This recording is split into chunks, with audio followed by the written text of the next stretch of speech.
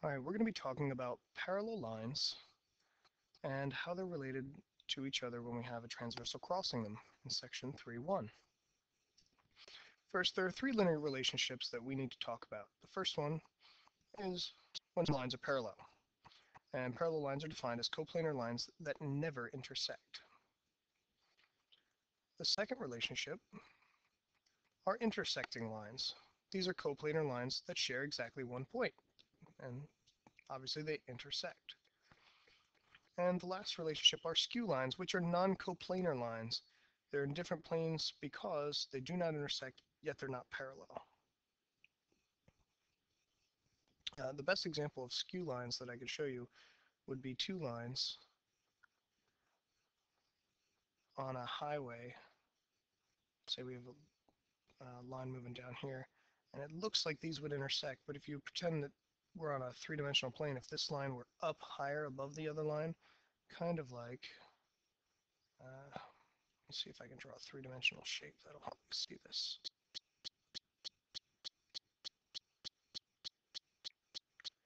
If we look at a three-dimensional box, like this one,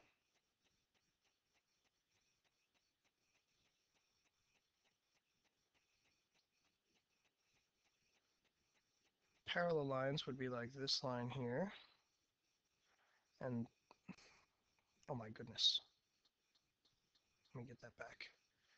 This line here and this line here, and skew lines would be like this line up top here, and this line down here.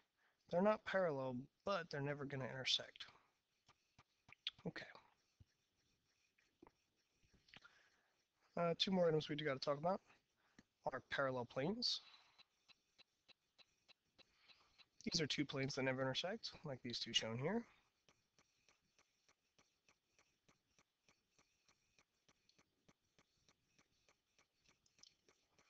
And a line and a plane are parallel if they never intersect. So we could have a line parallel to a plane. Basically, if we have a line lying in this plane here, that line will be parallel to this plane down here.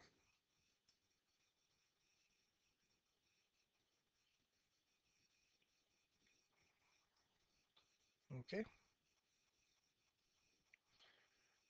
Theorem 3.1 says that if two parallel planes are cut by a third plane, then the lines of intersection will be parallel. So if I have these two parallel planes and I cut another plane down the center, or down them, these lines of intersection, the red lines, are going to end up being parallel.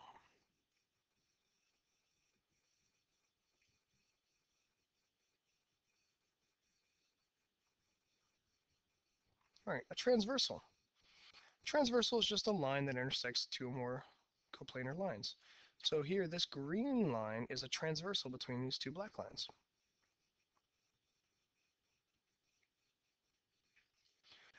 A transversal is simply a route from one line to the other.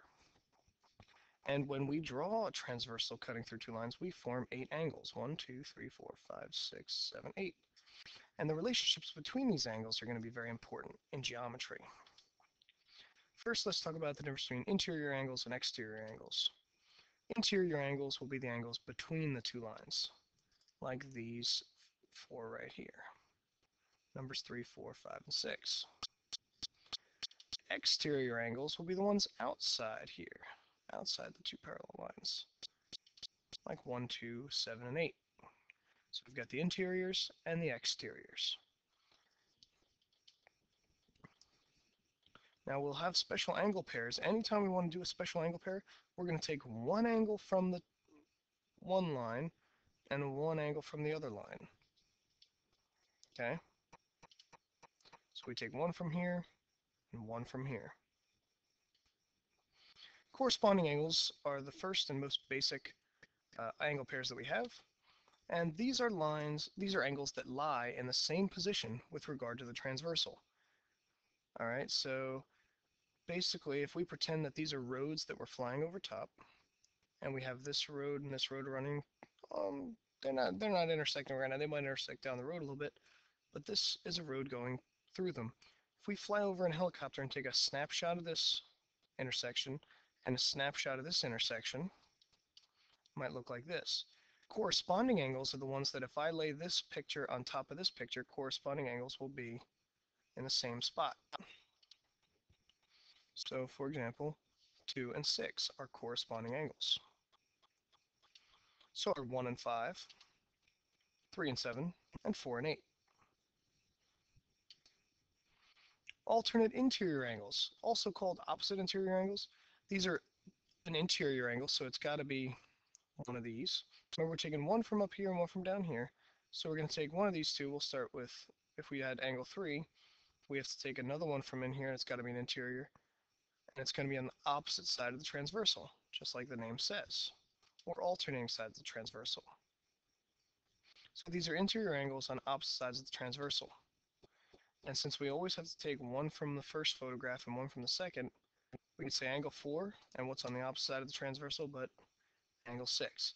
3 and 4 would not be alternate interior or opposite interior because they're in the same intersection here. We got to get one from this intersection, one from this one. So 4 and 6 are alternate interiors, and there's only one other pair of alternate interiors, which are 3 and 5. Same side interior angles. We have a very similar situation, except now we're doing same side of the transversal and their interior, like angle 3 and angle 6. These are same side interior angles. The other pair, 4 and 5. All right, and now alternate exteriors. Our book doesn't talk about alternate exteriors really, but a lot of books mention these. Alternate exteriors will be on opposite sides of the transversal. We could call them opposite exterior. And they're going to be exterior angles.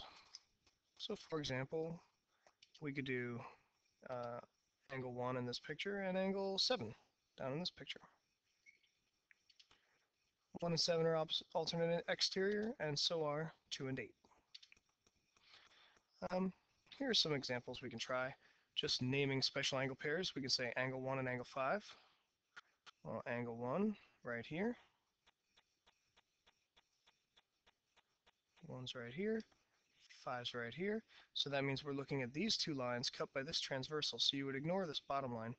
And those are in the same spot with regard to the transversal.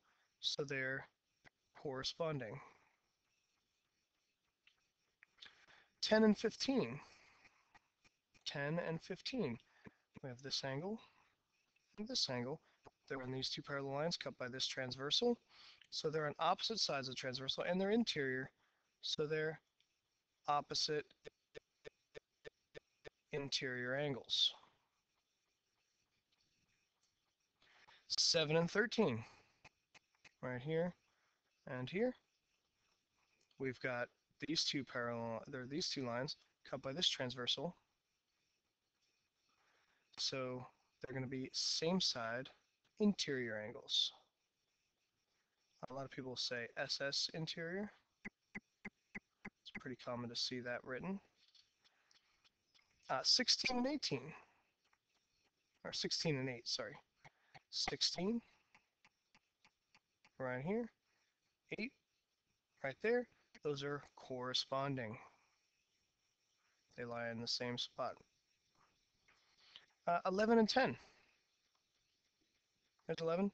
There's 10. You might say, well, wait a minute. They're on the same intersection, so they're not a special angle pair as far as what we're studying today, but these do have a special angle pair name because these are vertical angles.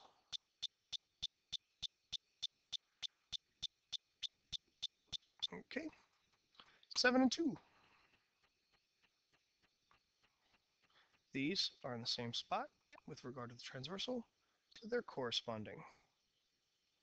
7 and 14. Opposite sides of a transversal because we're dealing with these two parallel lines cut by this transversal.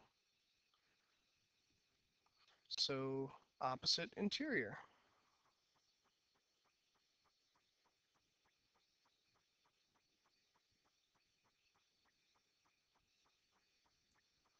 Okay. 9 and 13. This is another set of corresponding angles. 2 and 9. They're on the same side of this transversal right here, and they're interior. So I'm going to say 9 and 2 are same side interior. 14 and 16, or 14 and 6, sorry. 14 and 6, oh, there's another pair of corresponding angles.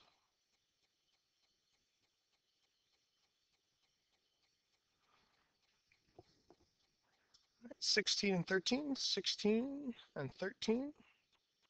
That looks like another pair of vertical angles. And 10 and 7. Here's 10, here's 7. Now what you see is a little interesting about this one is I don't see one transversal between the two. This one uses these two lines, and this one uses these two lines. They don't share transversal. So these have no relationship.